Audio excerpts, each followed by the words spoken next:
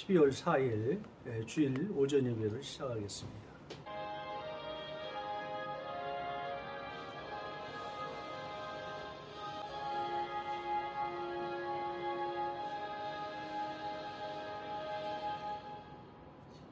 약한 자를 들어서 강한 자를 부끄럽게 하시고 없는 것과 천한 것을 들어서 있는 것과 귀한 자를 부끄럽게 하시는 주님.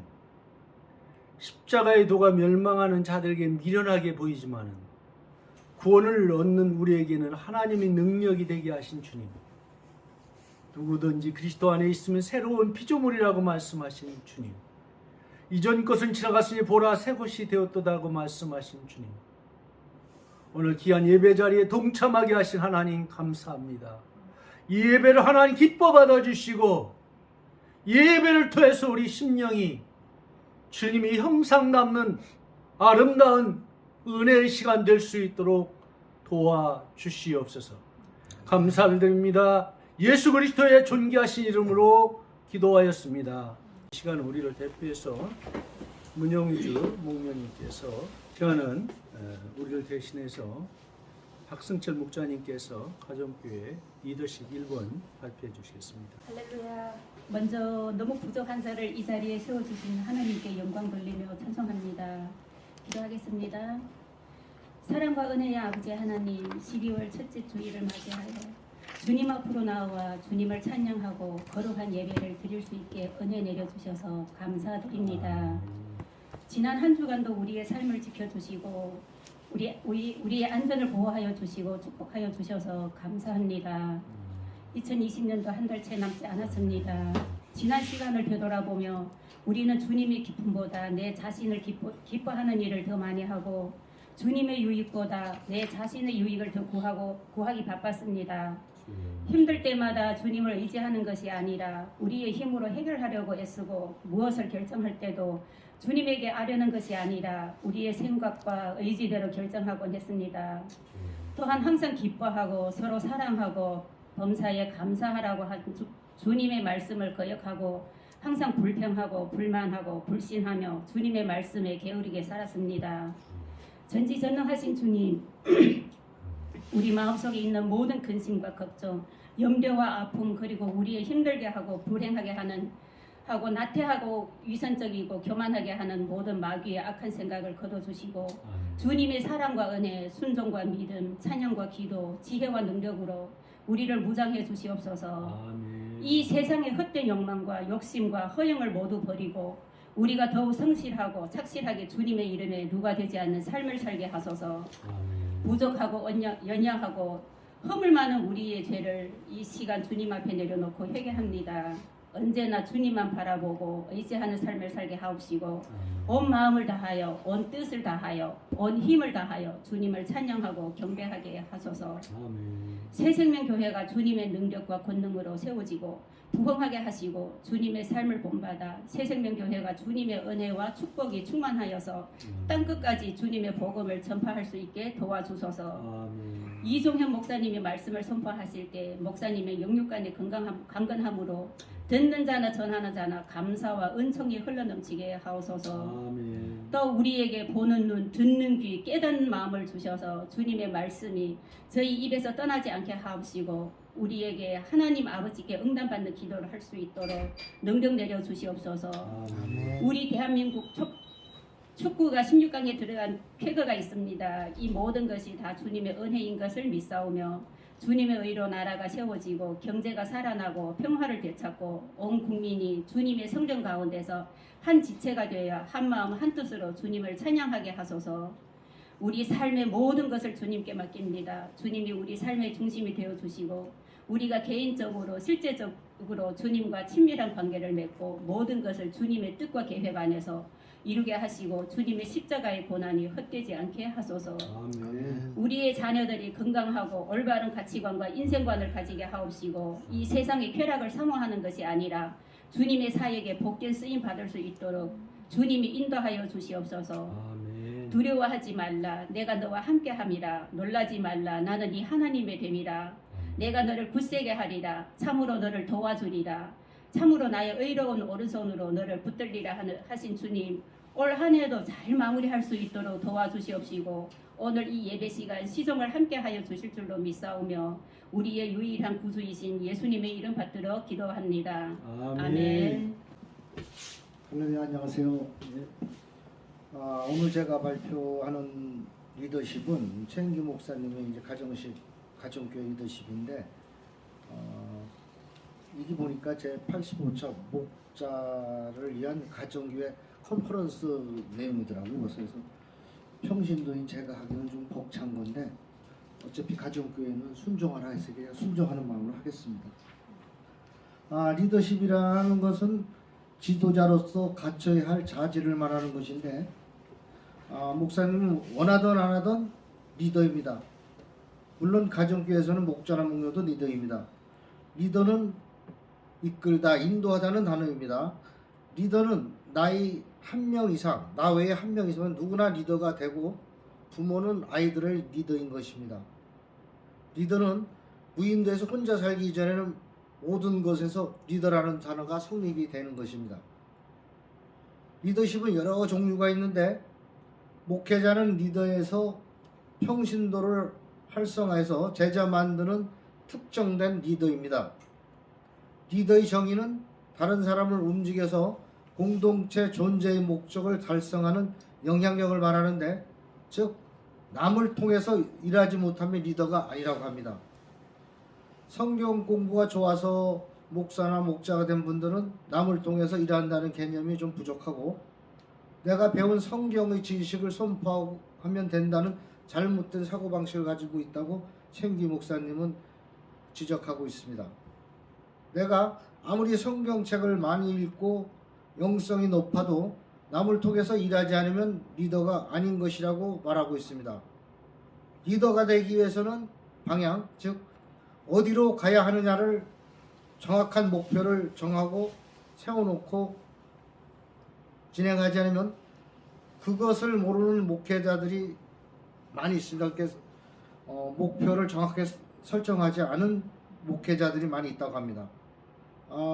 목사님이나 목자들에게 목회가 무엇입니까? 하고 질문을 하면 대부분 예배드리고 성경 말씀을 전도하는 것이라고 말을 하고 있습니다. 이것은 목회의 활동일 뿐이지 어디로 가야 한다는 방향이 없는 것입니다.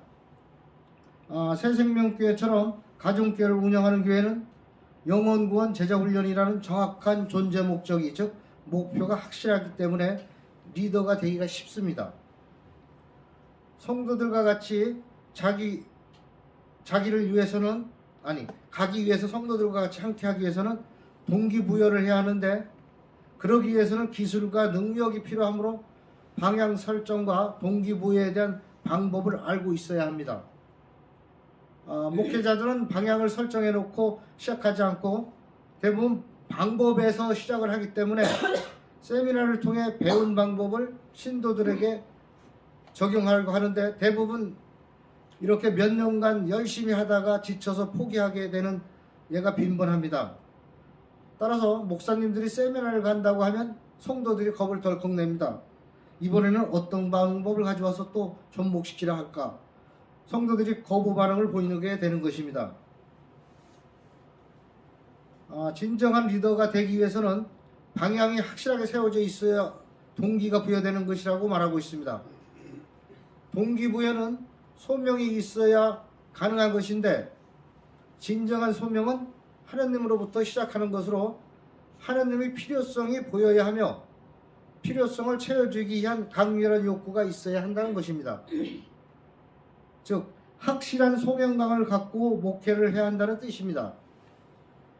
개청이나 전도는 섬김으로 시작해야 하는 것으로 목회자나 목자는 낮은 자세를 임해야 하고 방법보다는 소명을 찾아 하나님 필요로 하는 것이 무엇인가를 목회를 통해서 해야 되는 것이라고 설명하고 있습니다. 여러 종류의 리더십 중 자기의 품성에 맞는 리더십을 찾아서 적용하는 것이 가장 중요한 리더십이라고 하고 있고 리더십에는 크게 네 가지가 있습니다. 목표지향적 리더십, 가정지향적 리더십, 관계지향적 리더십, 가업지향적 리더십 이렇게 네 가지가 있는데 첫째로 목표지향적 리더십은 목적 달성에 초점을 맞춰 강력하게 추진하려는 장점이 있지만 목표 달성을 위해 너무 무리하게 하려는 것이 단점입니다. 가정지향적 리더십은 가정을 올바르게 하려는 것이 장점이나 너무 공무원처럼 바르고 올바른 것만 추구하고 있어서 성취력이 부족한 게 단점입니다. 관계지향적 리더십은 대인관계가 좋은 사람들에게 유리한 장점이 있지만 결정을 내리려 하면 친분관계 때문에 결정 내리기가 쉽지 못한 점이 단점입니다. 또 가업지향적 리더십은 가업을 이루기 위해 노력하는 것은 좋으나 주변에 너무 많은 상처를 줄 염려가 있어서 이것이 문제입니다. 결론은 여러 가지 리더십을 잘 조화시켜 운영하는 것이 가장 좋으며 자신의 성향에 맞는 리더십을 찾아서 하고 어떤 특정 리더십만을 선택하여 편중되지 않게 하고 약점이 있는 부분은 동역자를 찾아서 보충하면 됩니다. 즉 사모님이나 목녀나 이런 분이 동역자라고 할 수 있겠습니다. 성경적인 리더십에는 복음서적 리더십과 사도행정적 리더십이 있는데 복음서적 리더십은 예수님의 리더십으로 개인이 핵심이 되어 카리스마하게 꿈과 비전을 만들어가는 것으로 선교단체의 리더십이 대부분이 복음서적 리더십으로 서열이 확실하게 정립되어 있고 누구의 제자이라고 정해져 있습니다. 즉 개인 중심의 리더십이라고 보면 되겠습니다. 사도행정적 리더십은 이 리더십의 중심에는 교회가 있고 가정교회가 추구하는 리더십이 바로 사도행정적 리더십입니다. 즉 개인의 제자가 아닌 교회의 제자로서 목자 목녀를 통해 전도되고 담임 목사님을 통해 성령을 영접받고 삶 공부를 통해서 믿음을 자라나게 하는 등 여러 가지 단계를 거치기 때문에 어느 개인의 제자가 아닌 교회의 제자가 되는 것입니다. 복음서적 리더십과 사도행정적 리더십은 서로 기반이 다르기 때문에 서로 병행을 하게 되면 실패하게 됩니다. 가족교회 즉 가정교회를 하려면 세축과 삶 공부를 철저하게 해야 하고 다시 말해 서로 철학과 정신이 다르기에 혼합한 리더십으로 목회를 하면 절대 안 된다고 하고 있습니다. 철저하게 복음서적 리더십으로 무장되어 있는 선교단체 목사님들이 사도행정적 리더십으로 목회를 하는 것은 힘이 들 것이라고 최기 목사님이 그렇게 정의를 내리고 있으면서 그 선교단체 목사님들에게 대단하시다고 칭찬도 하고 있습니다. 가정교회는 주님이 오시는 날까지 가야 하며 그렇게 하기 위해서는 핵심 가치가 성경대로이기 때문에 성경이 그렇다고 하면 그렇고 그럴 줄 알라고 하면 그렇게 알고 아닌 줄 알면 그렇지 않은 줄 알고 하라면 하고 하지 말라면 안 하는 것입니다. 즉 단순한 말씀의 이해와 단순한 순종이라는 것을 꼭 붙들고 가면 된다고 최기 목사님은 이것으로 강의를 마무리하고 있습니다. 이상입니다. 수고했습니다. 이제 아마 이해되는 부분도 있고 이해가 안 되는 부분도 있으실 거예요. 가정교회하고 일반교회가 아마 다른 점이 있다는 거 아마 분명히 아셨을 겁니다. 하여튼 계속 오늘 발표를 위해서 수고하신 우리 목자님 감사합니다. 하나님 말씀 보겠습니다. 요한복음 8장 47절입니다. 박미소 성도님 읽어주세요. 8장 47절. 하나님께 속한 자는 하나님의 말씀을 듣나니 너희가 듣지 아니하면 하나님께 속하지 아니하였음이로다. 아멘. 기도하겠습니다. 하나님께서 오늘 요한복음 8장 47절에 귀한 말씀을 주셨습니다. 이 말씀을 통해서 전하는 자는 듣는 자는 큰 은혜가 되게 하시고 우리 심령이 충만하게 하시고 우리의 모든 문제가 해결되는 귀한 말씀 되게 하여 주옵소서. 예수 그리스도의 존귀하신 이름으로 기도하였습니다. 아멘. 과연 신앙생활이 무엇일까요? 저는 그렇게 생각을 해요. 머리에서 가슴까지 오는 것이 저는 신앙이라고 생각해요. 내가 하나님에 대해서, 예수님에 대해서, 성경에 대해서는 잘 알 수가 있어요. 지식적으로 잘 알 수가 있습니다. 그런데 하나님을 아는 것은 때로는 전혀 알지 못하고 전혀 하나님을 체험한 것이 없는 사람들이 너무나 신앙생활이 많아요. 머리에서 가슴까지 어떤 사람은 짧은 시간 동안 올 수 있다고요. 어떤 사람은 20년, 30년을 신앙생활해도 머리에서 가슴까지 신앙생활이 오지 않는 사람, 느끼지 못하는 사람이 너무나 많아요. 어떤 사람은 신앙생활을 하면서도 한 번도 눈물을 흘린 기억이 없는 사람이 있어요. 한 번도 다른 사람들을 불쌍히 여기는 마음이 없는 사람도 있어요. 이런 사람들이 진정 하나님을 믿는 사람일까요? 저는 아니라고 생각해요. 인간이 지정의를 갖고 있는 그런 인격체라고 한다면 우리가 너무나 잘 알지 않겠어요? 슬픈 것을 보면 당연히 눈물을 흘리고 아픈 것을 보면 불쌍히 여기는 마음이 인간의 마음 아닙니까 원래? 그런데 교회에서 신앙생활을 수십 년을 하고도 눈물을 흘리지 않는다고 한다면, 아픔을 느끼지 않는다라고 한다면 이 사람이 정상적으로 하나님을 만난 사람이라고 할 수 있을까요? 예수님도 뭐라고 했어요? 긍휼히 여기는 자는 불쌍히 여김을 받을 거라고, 긍휼히 여김을 받을 거라고 하지 않았습니까? 실제로. 우리 신앙을 한번 돌이켜볼 필요가 있어요.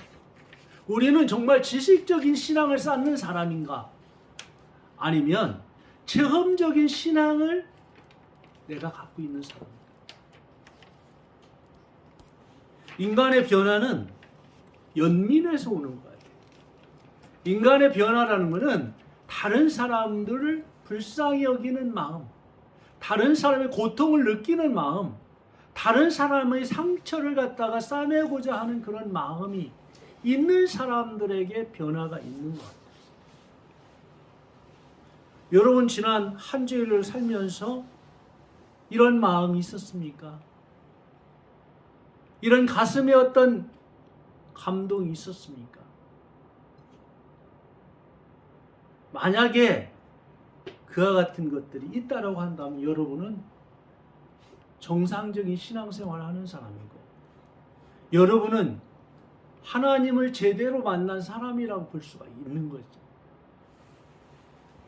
그러나 나에게는 이와 같은 것들이 전혀 없다. 느낌도 없고 감각도 없다라고 한다면 저는 정상적인 신앙생활을 했다라고 보지는 않습니다. 그럴 정도로 이 하나님을 우리가 체험한다는 것은 너무나 중요하다는 거죠.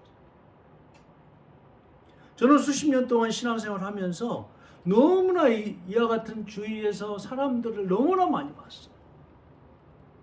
큰 교회에서도 제가 있었지만은 거기에서 눈물이 없는 사람들을 많이 봤고 아픔에 같이 동참하고자 하는 그런 마음, 뭔가 감정에 전혀 느낌이 없는 사람들을 너무나 많이 봤어요.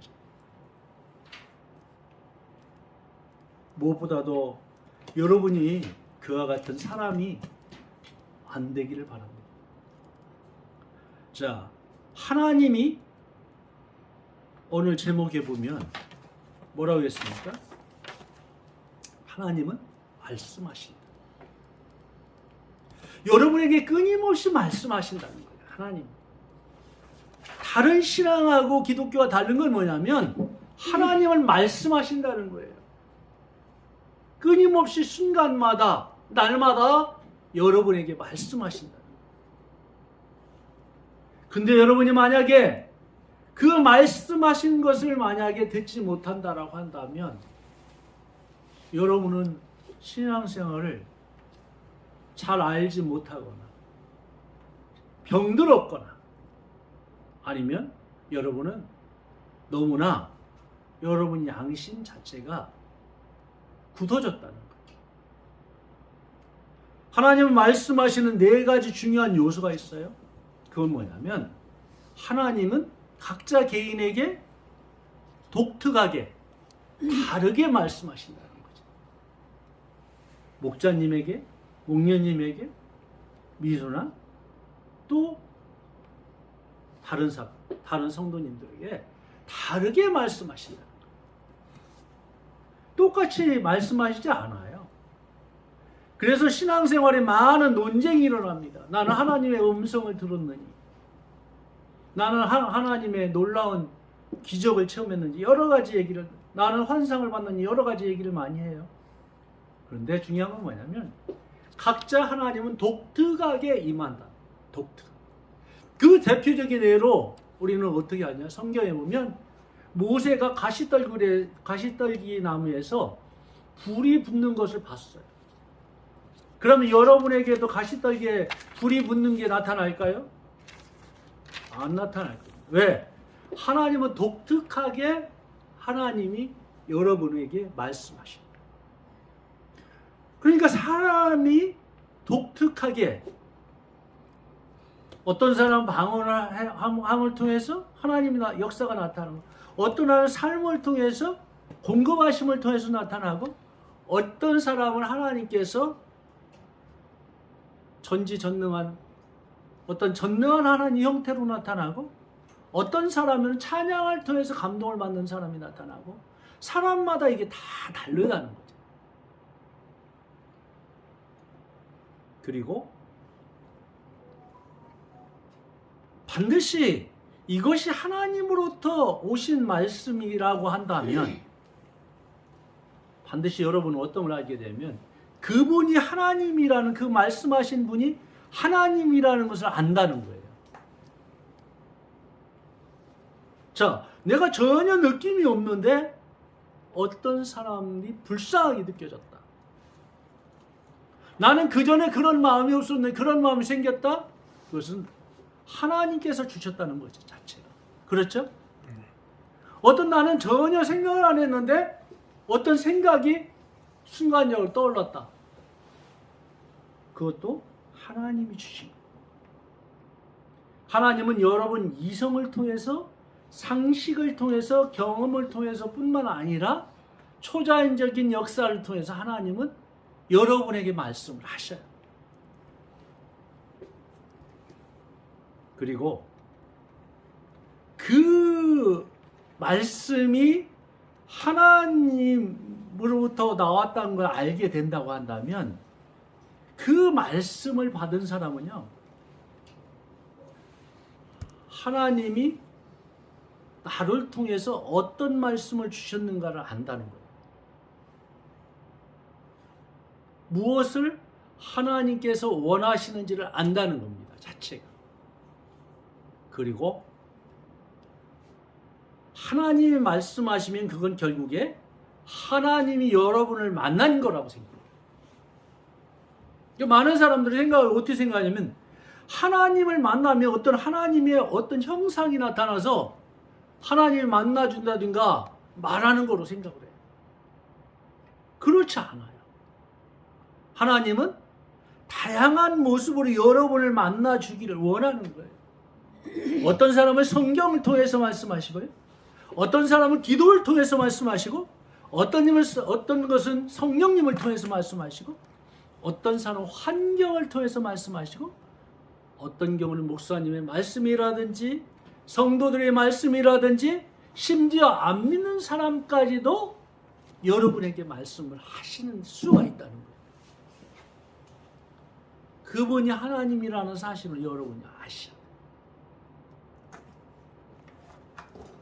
자, 하나님이 여러 가지 방법으로 말씀하셔요. 근데 중요한 건 뭐냐면 하나님 말씀을 내가 느끼는 방법은 내 어떤 방식이라든지 내게 익숙한 방법이라든지 어떤 공식에 의해서 하나님을 만나는 게 아니에요. 가장 어리석은 사람들이 어떻게 생각하냐면 자기의 테두리를 갖다가 만들어요. 그 안에 하나님을 가두려고 하는 사람들이 너무나 많아요. 내 성격에 가두려고 하는 사람도 있어요. 내 지식에 가두려고 하는 사람도 있어요. 내가 경험했던 경험에 가두려고 하는 사람이 있어요. 하나님은 그런 분이 아니에요. 여러분의 경험을 하나님 말씀에 하나님에 비추어서, 여러분 상식 하나님에 비춰서 여러분의 가진 여러 가지 지식을 하나님 말씀에 비추어서 여러분이 들을 수가 있어야 돼요. 그때만이 여러분이 변할 수가 있는 겁니다. 자체. 그러니까 기존적인 어떤 사고방식, 문화를 모든 것을 초월하셔야 돼요. 자체. 여기서는 때로 남녀도 초월할 수 있고요. 인종도 초월할 수 있고요. 모든 것들을 다 초월하셔야 돼요.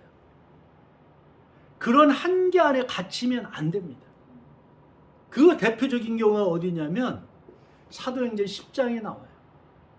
거기에 보면 두 사람이 나오는데 한 사람은 고넬료가 나오고 한 사람은 베드로가 나와요. 근데 하나님은 어떤 사람을 쓰냐? 베드로를 쓴 게 아니라 고넬료를 통해서 하나님 일을 하셨어요. 원래 하나님은 이방인 선교가 하나님 뜻입니다.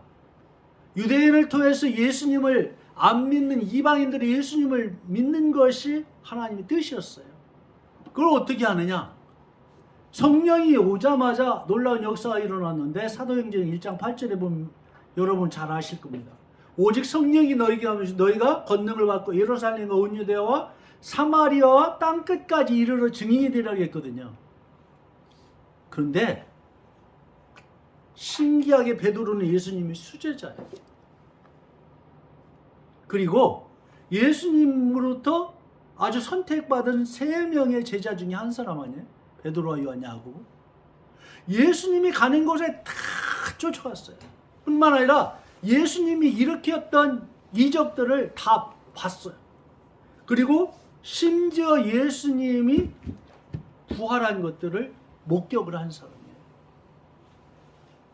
그리고 베드로 자신에서 약 3,000명, 5,000명이 회개하는 역사뿐만 아니라 베드로를 통해서 너무나 많은 기적들을 하나님께서 경험하게 했습니다. 그런데 베드로의 한 가지 약점이 있었어요. 그게 뭔지 아냐면 베드로의 약점은 뭐냐면 나는 예수님 절대로 유대인이 아니면 나는 전도 안 합니다. 그런 선민 사상이 있어요. 이방인 저 쓰레기 같은 거, 이방인 저 천국의 그 마치 아궁이의 불쏘시개 같은 그런 이방인들이 구원받는 것은 나는 있을 수가 없습니다. 그런 사고방식에 젖어 있어요. 그러니까 베드로는 놀라운 그 기도를 하면서 환상을 본는데도 그걸 깨닫지도 못해요. 그런데 이방인인 고넬료는 깨달아갖고 결국에 이제 베드로를 만나서 베드로를 깨우칩니다. 그 얘기는 뭐냐면 여러분의 생각 속에, 여러분 마음 속에 제한하면 안 돼요. 그리고 선을 거놓으면 안 되는 거예요. 이 사람은 되고 이 사람은 안 되고, 이 사람은 술 먹어서 안 되고, 이 사람은 뭔가 예수를 믿을 수 있는 그런 인상도 안 그런 것 같고, 우리는 사람을 구별을 해서 전도를 할 수가 있어요. 이 사람은 노숙자이기 때문에, 이 사람은 장애인이기 때문에. 하나님은 여러분을 그렇게 사용되기를 원치라. 여러분이 진리를 알지니 진리가 너희를 자유케 하리라는 자유로운 그런 그리스도 안에서 자유로운 그런 삶을 누리기를 원한다. 그렇게 되려고 한다면 여러분을 성령이 마음대로 사용할 수 있도록 여러분을 그대로 맡겨야 돼요. 그럼 어떻게 되냐면 하나님 뜻이 여러분을 통해서 드러나게 돼 있어요. 실제. 자, 두 번째는 하나님은 성령님을 통해서 말씀하신다. 성령님을 통해서 지금도 말씀하셔요. 성령님을. 자, 성경에 보면 성령님이 오시면 죄에 대해서 의에 대해서 세상을 책망하신다고 했어요. 성령님이 오시면 생각나고 기억나게 하시겠다고 했어요. 가르친다고 했어요. 자, 우리가 전도를 하다 보면 참 신기한 현상이 하나 일어나요. 그게 뭐냐면 내가 잘 알지 못하는 것을 어떤 사람이 예를 들어 성경에 대해서 질문한다든가 어떤 영적인 데에서 물어보게 되면 그걸 갖다가 순간적으로 대답하는 것이 있어요. 성령님께서 하시는 거예요. 갑자기 기도하고 싶은 마음이 드는 거예요. 성령님께서 하시는 거예요. 갑자기 나는 말씀을 듣고 싶어하고 성경 말씀을 통해서 내가 변하고자 했던 마음이 생겨요. 그건 성령님이 하시는 거예요. 그런데 만약에 그와 반대 같은 역사, 나를 자꾸 영적인 일에 멀어지게 하는 일들이 일어나면 그거는 성령님이 하시는 일 아니라는 것을 성경은 끊임없이 말씀하셔요. 그래서 성도 여러분이 무엇보다 생각하는 것은 나에게 성령님이 말씀하시는지 이 마귀가 말하는지를 잘 분별을 하셔야 돼요. 성령님이 말씀하시는 거와 마귀가 말하는 거하고 달라요. 성령님 말씀하시면 여러분의 마음에 평안이 있어요. 기쁨이 있습니다. 풍성함이 있어요. 여러분이 고백이 무슨 고백이 되냐면 다 주님의 은혜입니다. 다 주님께서 주셨습니다. 그렇게 고백할 수밖에 없어요. 그런데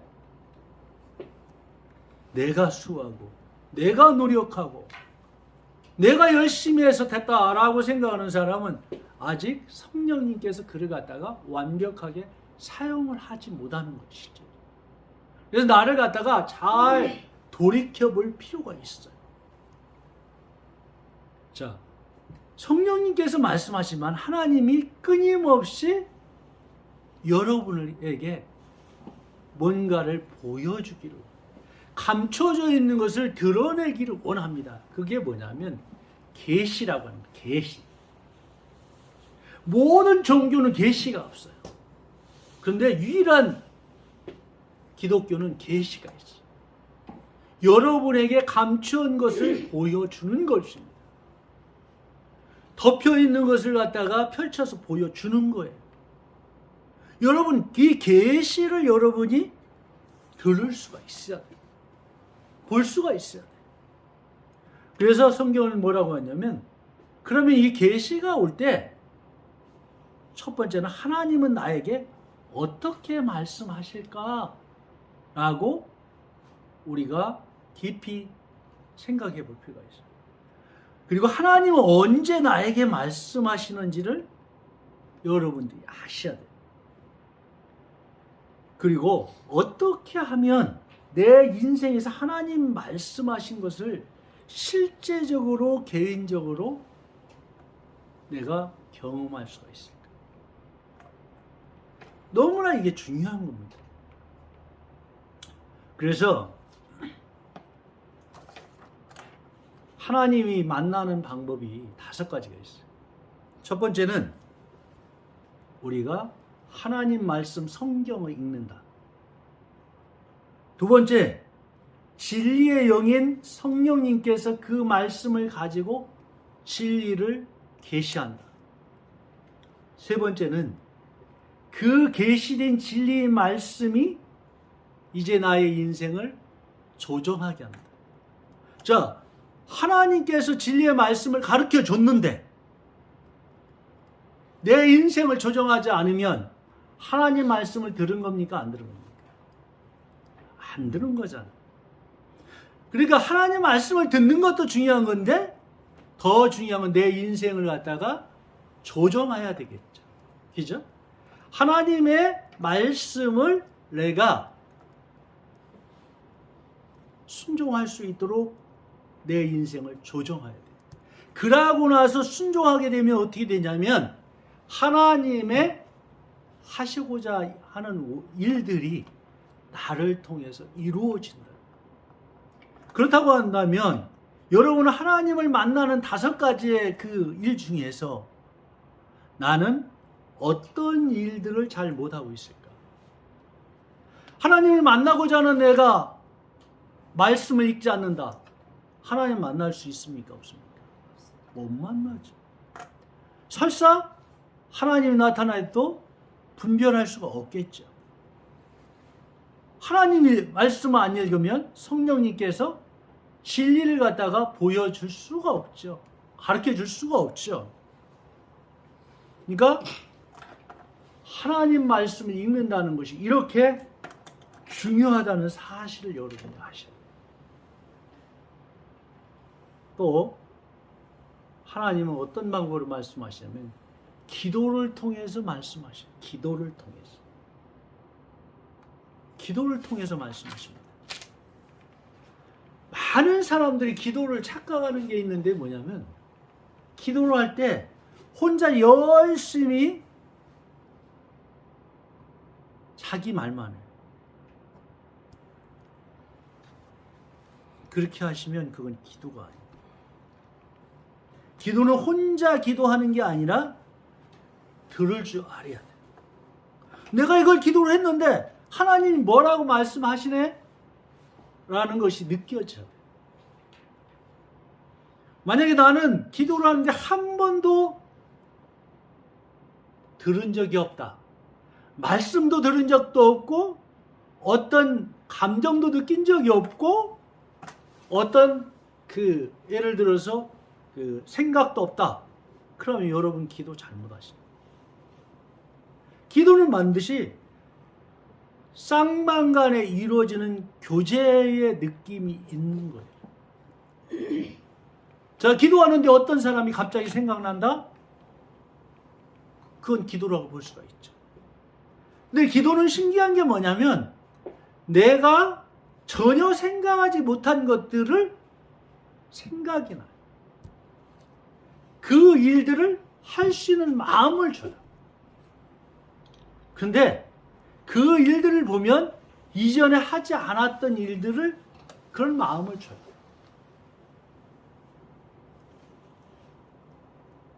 참 이게 쉬운 일이 아니죠.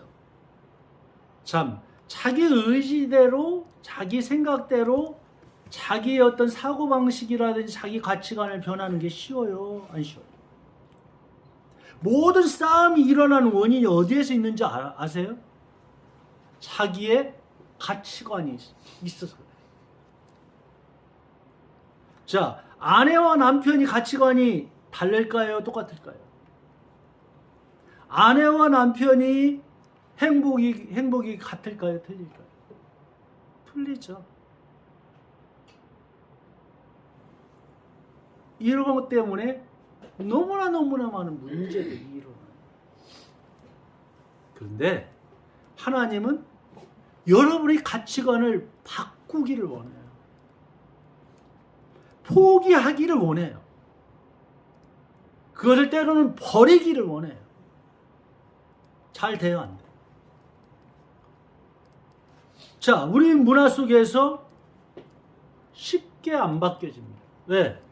우리 문화 속에서는 대한민국이라는 문화는 유교 문화예요. 대한민국의 문화는 토속적인 신앙의 바탕에서 형성이 됐고 심지어 불교의 문화도 있어요. 그렇다 보면 신앙생활을 하면서도 짬뽕된 경우가 너무나 많아요. 자, 예를 들어서 한 가지를 들어볼까요? 자, 이사를 가는데 손 없는 나를 찾는 게 크리스찬도 있어요. 어떤 사람은 예수를 믿는다는데 못을 박는데 날짜를 정해서 박는 사람도 있어요. 그렇죠? 이런 문화들이 너무나 많아요. 그리고 이 토속적인 신앙이 많기 때문에 예수님을 믿으면 무조건 잘 돼야 된다는 생각이 꽉 차 있어요. 마치 예수님 믿는 걸 마치 무당같이 생각을 해요. 자기가 적재적소에 하나님을 기쁘게 하게 되면 하나님이 자기의 필요한 것을 채워주시겠다. 이런 문화들이 너무나 많아요. 이런 문화적인 환경 때문에 그리스도인들이 자유를 누리지 못하고 있는 거예요. 제가 예수님을 믿으면서 제가 가정교회를 하면서 느낀 게 뭐냐면 많은 생각의 변화가 나타나야 되겠다는 생각이에요. 왜 그리스도인들이 왜 안 변하는가 했더니 보니까 그 자기가 갖고 있는 고정관념, 그 문화 속에 받아온 그 어떤 그 영향 안 변하는 거예요. 나라는 걸 안 버리는 거예요. 그러니까 안 변하는 거예요. 자, 유교적인 의식이 있으니까 어떻게 해요? 장유유서라는 그 의식이 있잖아요. 장유유서. 장유유서가 뭐예요? 나이가 많은 사람과 나이 젊은 사람 순서가 있잖아요. 계급 순서가. 자, 충성, 효도 그런 게 아주 꽉 차 있잖아요. 그러니까 이런 모습들이 어디 있냐? 교회도 그대로 있어요. 어른들은 당연히 어때요? 성경을 받아야 돼요. 어른들은 모셔야 하는 존재고 그렇잖아요. 자기는 희생하고 봉사해야 할 존재. 그런데 예수님을 믿으면요 완전히 이게 달라요. 섬기라고 했죠. 섬겨. 그죠? 그런데 여기 목자 목녀님도 이제 그 가보셔도 알겠고 지금까지 이제 신앙생활 하면서 늘겠지만 섬기는 게 좋던가요? 아니면 섬김을 받는 게 좋던가요? 섬기는 거. 섬김을 받게 되잖아요. 별로 생각이 없어요. 그런데 다른 사람을 섬겨보잖아요. 너무나 많은 생각들이 많아. 전혀 새로운 생각들이 너무나 많더라고요. 그러니까. 저한테 하나님께서 가정교회를 하면서 최근에 그런 마음을 주셨어요. 야, 성도들이 일주일에 한 번씩 오는데 갑자기 날씨도 춥고 그러는데 얼마나 힘들까. 그리고 야, 요즘같이 이렇게 코로나 시절도 이 경제가 참 힘들고 어려운 이 시기에 얼마나 정말 일주일 생활하기가 힘들까 생각하면서 그런 생각이 들었어요. 그러면 이 사람들을 조금이라도 내가 위로하고 사랑을 줄 수 있는 방법이 뭐가 있을까 이제 생각을 하는 순간적으로 그런 생각이 들었어요. 그러면 그래, 가정교회가 원래 사람을 대접하는 거니까 내가 최선을 다해서 이들을 좀 대접하면 어떨까? 이들을 조금이라도 내가 가진 조그만 시간과 정성을 가지고 이들을 섬겨보면 어떨까 하는 그런 마음이 있어요. 근데 이것이 부담이 아니고 너무나 즐거움으로 다가왔고 너무나 이것을 어떻게 하면 좋을까 하다가 여러 가지 이제 생각을 해서 그러면 한번 최소한도 한 주에 한 2개씩이라도 좀 해서 드려야 되겠다 그런 생각이 됐어요. 근데 저는 제 자신을 생각해 봐도 아직까지도 저 가족을 위해서도 저 해본 적도 없고요. 어떤 사람을 위해서 제가 해본 적이 한 번도 없어요.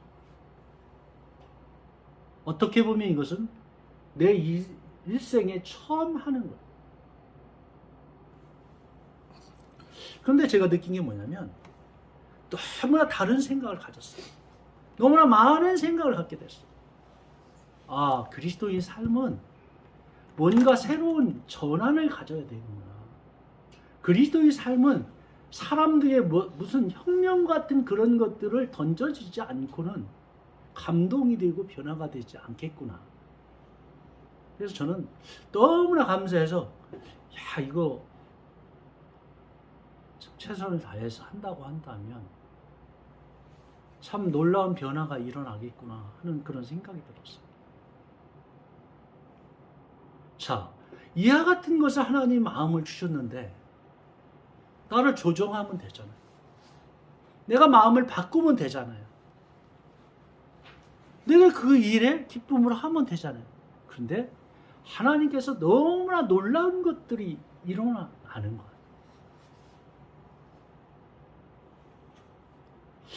그러면서 우리 교회가 참 더 많이 변할 것 같다. 더 많이 새로워질 것 같다. 더 많이 하나님께서 알려줄 것 같다는 그런 생각이 들었어요. 이게 누구의 은혜냐? 누구에게 누가 주신 말씀이에요? 하나님이 주신 말씀이에요. 저에게 주신 말씀이고 저는 그 말씀을 듣고 이것이 하나님께서 주신 말씀이라고 제가 느꼈기 때문에 제 자신을 조정하고 순종을 하는 것 뿐이잖아요. 실제. 여러분도 저는 마찬가지입니다. 자, 하나님이 말씀하시면 그것이 하나님의 말씀이라고 여러분들이 깨달아야 되고 확신해야 되고 중요한 건 여러분을 바꾸어야 돼요. 그렇다고 한다면 내가 일주일 동안 나는 뭐를 변화를 시킬 건가? 나는 뭐를 변화를 시켜서 나를 통해서 내가 하나님을 믿는 사람이라고 다른 사람들이 인정할 수가 있을까? 한번 생각해 본다고 한다면 너무나 저는 좋은 그 시간이라고 생각합니다. 오늘 말씀을 마치고 이제 새로 시작하면서 나는 일주일 동안 어떤 내가 가치관을 변화를 할 것인가? 유교적인 사고방식, 불교적인 사고방식, 그리고 샤머니즘적인 어떤 사고방식. 나에게 잘못된 사고방식을 어떻게 하나님 말씀에 비추어서 바꿀 수 있을까? 성경에 있는 대로 마음의 변화를 받아 이 세대를 본받지 말고 마음의 변화를 받아 하나님을 선하시고 기뻐하시고 온전한 뜻이 무엇인가 분별하도록 하라고 했는데 과연 나는 어떻게 하나님께서 내게 들려주시는 하나님 말씀에 비추어서 나를 바꿔볼까? 여러분 한번 한 주 동안 생각하는 여러분들이 되기를 바랍니다. 기도하겠습니다. 하나님 감사합니다. 하나님께서 저희들을 특별히 사랑하여 주셔서 나의 뜻이 아닌 나의 목적이 아닌 하나님 뜻과 목적을 위해서 살 수 있게 하여 주심을 감사합니다. 하나님은 풍성한 삶을 약속했습니다. 진리 안에서 자유로운 삶을 약속하셨습니다. 하나님은 남을 섬기는 삶 속에서 그것이 정말 아버지 하나님 주님이 원하시는 삶의 모습이라고 주여 말씀하셨습니다. 주여 감사합니다. 오늘 말씀을 듣고 우리가 어떻게 변할 것인가를 생각하는 저희들 될 수 있도록 은혜를 베풀어 주옵소서. 예수 그리스도의 존귀하신 이름으로 기도하였습니다. 아멘. 이 시간 50장 찬송 1절 보며 공헌 기도하였습니다. 아멘. 기도하겠습니다. 하나님 감사합니다. 정성과 마음을 다해서 하나님 앞을 귀한 아버지 하는 헌금을 드립니다. 11조로 드리고 하나님 아버지 감사한 거로 드리고 선교 헌금으로 정말 구제 헌금으로 다양한 모습으로 이 헌금을 드리오니 주여 이 헌금을 통해서 주의 뜻과 주의 목적을 위해서 하나님 영광받는 일에 귀하게 쓰임받을 수 있도록 도와주시옵소서. 우리 성도들 한 사람 한 사람 기억하셔 마음으로 드리는 이 헌금을 하나님 축복하사 많은 사람들을 부유케 하고 행복하게 하는 그런 귀한 일에 더 쓰일 수 있도록 축복하여 주시옵소서. 감사를 드립니다. 예수 그리스도의 존귀하신 이름으로 기도하였습니다. 아멘. 차인데 저가 졌는데 아니 그냥 가스레인지가 아니고 저기 인덕션이 닿아서 저거 끓기도 힘든데 조금 있으면 될 것 같아요. 오늘 끝나고 뭐해? 오늘 헌신의 방법인데요. 사실은 이제 많은 사람들도 마찬가지로 세상 사람들도 마찬가지지만은 세상 사람들도 가장 그 최고로 생각하는 게 뭐냐면 자기 이름을 내서 다른 사람 도와주는 기부, 그걸 최고로 생각해요. 그렇지 않던가요? 대부분 좀 사람답게 좀 사는 사람들, 사람답게 좀 사람들이 인정하는 사람들은 기부에 아주 굉장히 익숙한 사람이죠. 기부하는 사람 싫다는 사람 없잖아요. 그런데 그 사람들의 차이가 뭐냐면 그 사람들은 자기 이름을 내요. 자기 이름. 그러니까 하나님 은혜로 살다 보면 너무나 새로운 거죠. 너무나 새로운 거고 정말 깜짝 놀랄 만한 그런 기쁨이라고 할까? 풍성함이라고 할까? 그런 걸 아마 느끼게 되잖아요, 실질적으로. 그러니까 사실은 이 남을 섬긴다는 것처럼 아름다운 게 없고 사람들을 감동을 주는 게 없어요. 그게 이제 가정교회 이제 평신도 세미나라든지 목회자 세미나 가면 그걸 이제 너무나 잘 아마 보고 오죠. 그러면 이제 사람들이 지금까지 이제 그런 문화에 익숙하지 않았기 때문에 때로는 좀 어색하기도 하죠, 처음에는. 근데 며칠 이제 거기 있다 보면 아주 그것이 얼마나 대단한 정말 축복이고 어떻게 보면은 하나의 자기가 받은 뭐라고 할까 권리라고 할까.